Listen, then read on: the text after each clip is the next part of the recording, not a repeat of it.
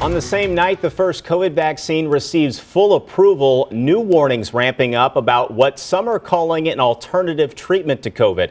Good evening to you. I'm Corey Stark. And I'm Lauren Traeger. Samantha is off tonight. It's called Ivermectin. The drug is used for livestock and other animals, prompting this warning from the FDA. Their tweet saying, quote, "You are not a horse. You are not a cow. Seriously, stop it." The drug has been gaining a lot of attention across social media. News 4's Jenna Ray is asking the experts about the drug's threats. Jenna?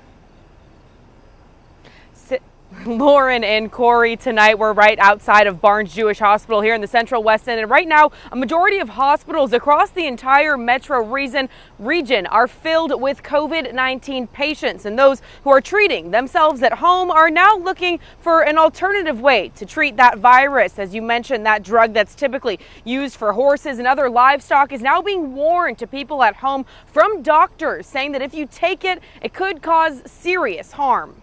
We're all tired. We're all looking for a miracle cure, but this isn't it. Dr. Heather Schatz, chief veterinarian at Advantage Vet Center in Jefferson County, says this isn't the first time she's heard of people trying drugs meant for animals. We as medical professionals are all a little bit stumped. Right now, there's not any conclusive scientific evidence for treating a virus with an antiparasitic. Doctors in St. Louis and across the country are now warning people against taking ivermectin. On Facebook, we found multiple posts from people searching for doctors who will prescribe it. Right now, across the St. Louis region, nearly every Tractor Supply store I called Monday is sold out of it. We went to one in High Ridge, shelves are empty.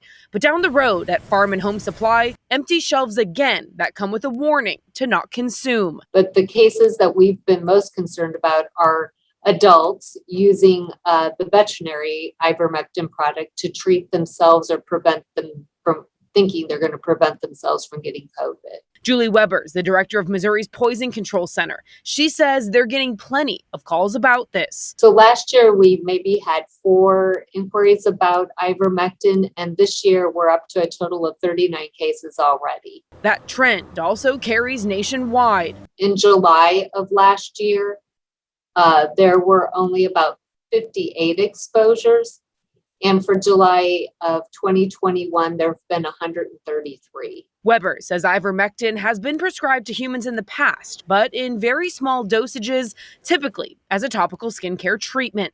Dr. Schatz says there are major concerns with people buying this drug off the shelf or online. Overdosage in animals can result in blindness, seizures, there's liver disease. I think a very tricky part people seem to miss is ivermectin is dosed in humans and in some small animals in micrograms.